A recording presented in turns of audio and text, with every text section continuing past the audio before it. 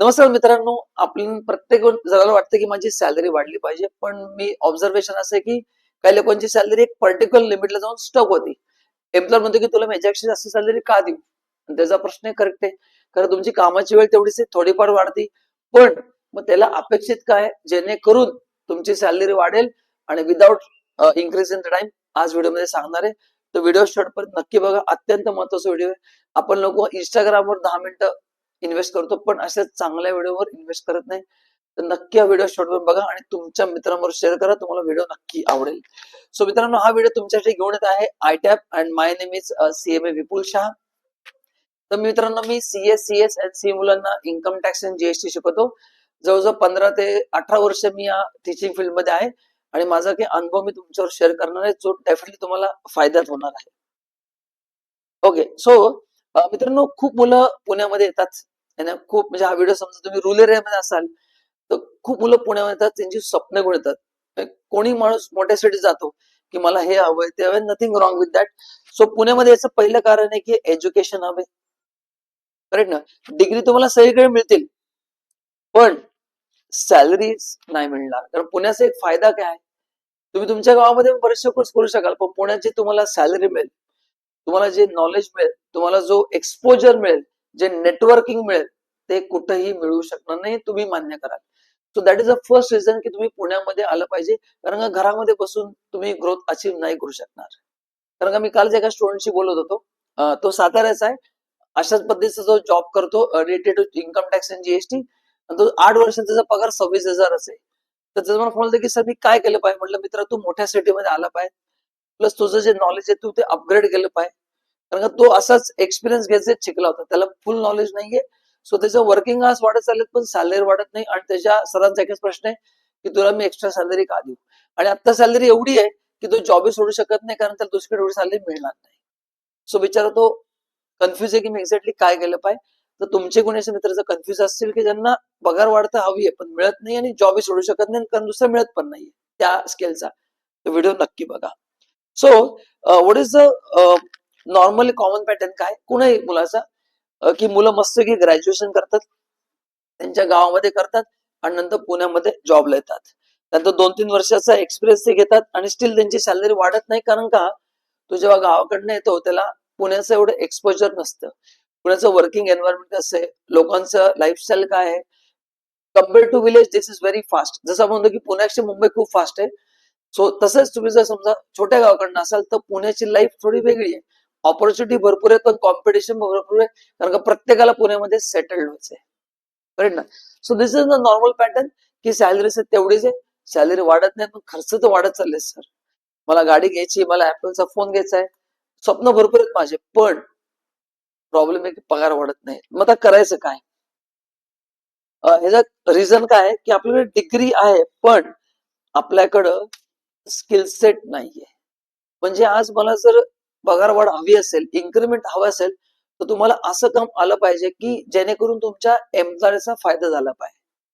तुम्ही जर म्हणलं की फक्त मी 10 to 6 काम करणार, मला दरवर्षी पगार वाढ झाला पाहिजे, असं होणार नाही. कारण का एव्हरीवन इज जज based on his or her performance. So तुम्हाला परफॉर्म करायला पाहिजे. सो फर्स्ट थिंग, जास्ती काम करून पगार वाढेल हे करण्यात मला वाटत नाही काय फायदा आहे. त्यापेक्षा तुम्ही तेवढाच वेळ काम करा. How you can increase your knowledge, how can increase your quality of work, your accuracy, your interpretation, है ना? तुम्ही कसं लीड करू शकता तुमच्या टीमला, हे स्किलवर तुम्ही जर काम केलं तर नक्की तुम्हाला फायदा होईल. आणि यात एक सगळ्यात महत्वाचं स्किल आहे म्हणजे कम्युनिकेशन स्किल, ज्याच्यावर तुम्ही नक्की काम केलं पाहिजे. कारण का खूप मुलांकडे टॅलेंट भरपूर असतं, but the problem is they don't have communication skill. त्यांना भीती वाटते मी कसं बोलेल, कारण का त्यांची चुकी नाहीये, दे belongs to rural area.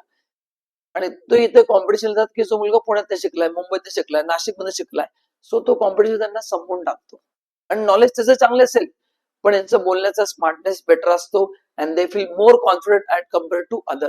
So first thing, सगळ्यात महत्वाचं जे मला वाटतं, you need to work on your communication skill.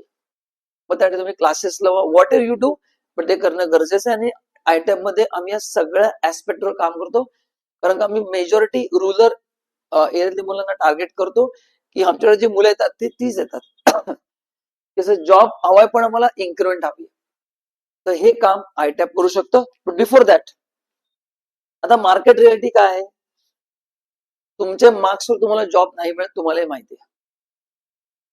ती तुमची डिग्री जी आहे, तुम्ही XYZ डिग्री अचीव्ह केली असेल, that works only for 1 or 2 months. म्हणजे त्यांना कोणी एम.कॉम पाहिजे, बी.कॉम पाहिजे आणि तुमच्याकडे डिग्री आहे. So just to get in to the job, degree is enough. है ना? डिग्रीचं महत्व आहे, पण ते टेम्पररी पिरियड आहे. त्यानंतर मला सांगा, तुमचं डिग्रीमुळे इन्क्रीमेंट मिळेल का तुमच्या स्किलमुळे इन्क्रीमेंट मिळेल? ऑब्व्हियसली स्किलमुळे तुम्हाला इन्क्रीमेंट मिळेल. तर तुमचा फोकस पाहिजे की मी GST, income tax, Tally, Excel हे जर स्किल कसं डेव्हलप करू शकेल. आणि नुसतं स्किल डेव्हलप करू पण नाहीये, तुम्ही किती क्लायंट इंडिपेंडेंटली हँडल करू शकाल. Initially you need help of someone, but तुम्ही इंडिपेंडेंटली किती कामं कम्प्लीट करू शकाल. Handling client, reducing risk, solving problem.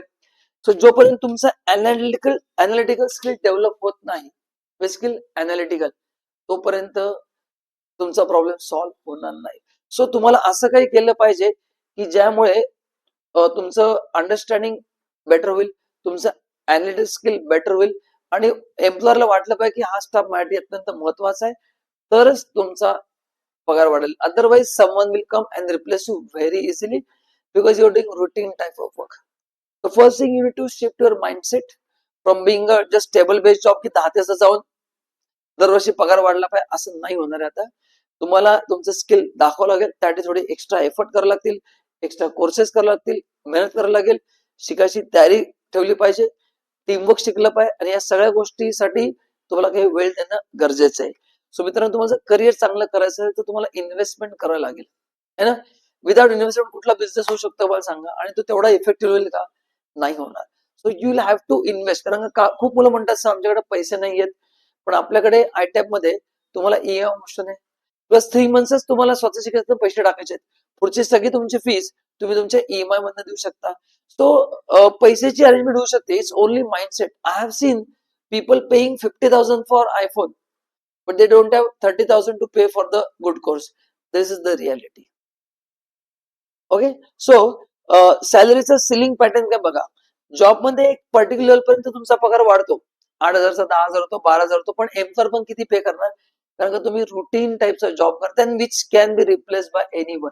तो जो फ्रेशर्स आला तुमचा जॉब एका दिवसात रिप्लेस करू शकेल. तर असं तुम्ही विचार करा. आणि तुम्हाला जर ग्रोथ पाहिजे असेल तर तुम्हाला म्हणजे प्रॅक्टिस साठी तुम्हाला प्रॅक्टिकल नॉलेज असणं फार गरजेचं आहे. सो हे प्रॉब्लेम सॉल्व्ह करण्यासाठी तुम्हाला काय पाहिजे? पहिला कॉन्फिडन्स पाहिजे. कॉन्फिडन्स कधी मित्रांनो, तुम्ही जर त्या गोष्टीवर मेहनत घेतली, प्रॉपर नॉलेज घेतलं तरच. नॉलेज म्हणजे ऑफिस जाऊन बसायचं, जे शिकेल शिकायचं तसं नाही. तुम्हाला तुमचं स्वतःचं थिंकिंग करता आलं पाहिजे. तुम्हाला जर एम्प्लॉयने कुठला नवीन टास्क दिला की याच्या टॅलीमध्ये बॅलन्स शीट टॅली होत नाही, शोधून सांग काय प्रॉब्लेम आहे, काय चुकलं अकाउंटिंग मध्ये, हे तुम्हाला आयडेंटिफाय करता आलं पाहिजे. जीएसटी नोटीस मध्ये काय चुकलंय, एक्सेल रिपोर्ट बनवून काय चुकलंय, हे सगळं तुम्हाला आयडेंटिफाय करता आलं पाहिजे. त्यासाठी क्लायंट हँडल भरपूर करावं लागतील आणि प्रॅक्टिकल एक्सपोजर लागेल आणि त्यासाठी भरपूर पेशन्सही लागणार आहे तुम्हाला. सो फायनान्स फील्डमध्ये पेशन्स खूप लागतात, कारण खूप गोष्टी शिकाव्या लागतात. तर तुमच्याकडे जर लर्निंग कॅपॅसिटी आहे की मी नवीन काहीतरी शिकेल, माझं इंटेन्शन चांगलं असेल, it's not only 10 to 6 job, तसं सोडून द्या की मला 10 ते 6 मध्ये दरवर्षी पगार वाढवा, असं होणार नाही. एक पर्टिक्युलर लेवल जाऊन तुमची सॅलरी थांबणार आहे.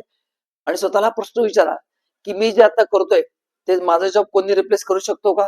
येसचं उत्तर असेल then it's a challenge for you. पण तुम्ही जर काही अनालिटिकल गोष्टी करत असाल की ज्याला तुमचं स्किल यूज होत आहे, मग तुमचं जॉब कोणी रिप्लेस करू शकणार नाही. मग तुम्ही कुठल्याही एरियात काम करा. That knowledge you have to build and at ITAP we can help you out. But before that, पुण्यामध्ये याचे फायदे काय? पुण्यामध्ये खूप सारे एसएमएस आहेत, स्टार्टअप आहेत, त्यामुळे टॅक्स कन्सल्टन्सी डिमांड भरपूर आहे आणि प्रोफेशनल्स पण भरपूर आहेत. कारण का पुण्यामध्ये एवढी मोठी इंडस्ट्रीज एव्हरी डे, म्हणजे माझ्या व्हॉट्सअप ग्रुपला एव्हरी डे 10 लोकांची रिक्वायरमेंट आहे की विपुल आम्हाला एक चांगला स्टुडंट पाठव ज्याला टॅली, अकाउंटिंग, एक्सेल सगळं प्रॉपर नॉलेज आहे आणि थोडंफार आम्ही पण त्याला ट्रेन करून चांगला पगारही देऊ. But you are not getting the good students, कारण का स्टुडंटकडे प्रॅक्टिकल नॉलेजचा बेस कमी आहे. सो तुम्ही तुमचा अप्रोच चेंज करा आणि आयटॅप मध्ये खूप सारे कोर्सेस आहेत. ओके, मी जस्ट आयटॅपची एक इन्फॉर्मेशन देतोय. सी अल्टिमेटली तुम्ही माझं ऐका किंवा नाही ऐका, मार्केटचा जो सिनारिओ सांगतो तो तुमचा मी एकदम करेक्ट सांगितलेला आहे. So even if you don't believe in me, when you go for the interview, तुम्हाला व्हिडिओचं तुम्ही मला यार विपुल सरांनी व्हिडिओ सांगितलं होतं की हा प्रॉब्लेम तुम्हाला फेस करावा लागणार आहे.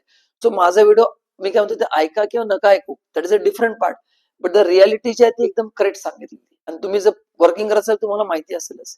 की सॅलरी 25 टीचर वाढत नाहीये, तर तुम्ही तुमचं नॉलेज एनहान्स करा. सो मला सगळं येतं तरी पण मग का नाही वाढत आहे, कारण का अजून त्याच्यावर आहे. सगळं येत असेल तर मग तुम्ही बॉस बनलं पाहिजे असं. आणि नोन कॅन्सिंग मला सगळं येतं. There is always scope for improvement. Okay, and that is possible by doing ITAP practical courses. आपल्याकडे जीएसटी मध्ये पण खूप ऍडव्हान्स कोर्स आहे, अकाउंटिंग मध्ये ऍडव्हान्स कोर्स आहे, टॅली मध्ये आहे. असे आमच्याकडे ज्यांनी 15 वर्ष जॉब केलेला असे लोक आमच्याकडे शिकून त्यांची सॅलरी वाढतीये.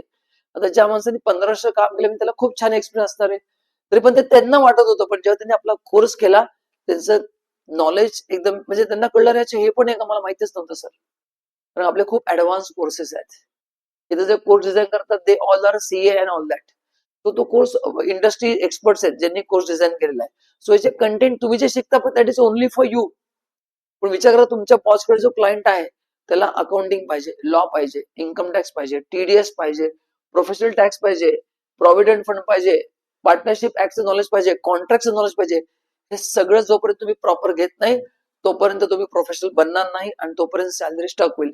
तर हे सगळं तुम्हाला जर नॉलेज एका ठिकाणी हवं असेल तर आयटीआयचे खूप सारे कोर्स आहेत, त्याची तुम्ही इन्क्वायरी करा. अगेन एज आय सेड की तुम्ही एकदा माहिती घ्या, तुम्हाला नक्की फरक कळेल. आणि तुमच्या पे स्केलचा जो आता 30,000चा सॅलरी आहे तो तुम्ही 1 वर्षामध्ये तुम्ही 2x 3x वाढू शकता, डिपेंड ऑन तुम्ही आता कुठे जॉब करताय, तुमचं स्किल सेट किती, तुम्ही 1 वर्षात किती मेहनत घेताय.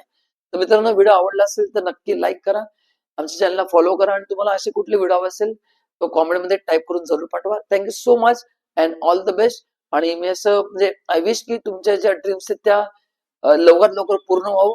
आणि जे लोक सॅलरीने स्टक झालेत, please please please upgrade your skills. Thank you so much and bye bye.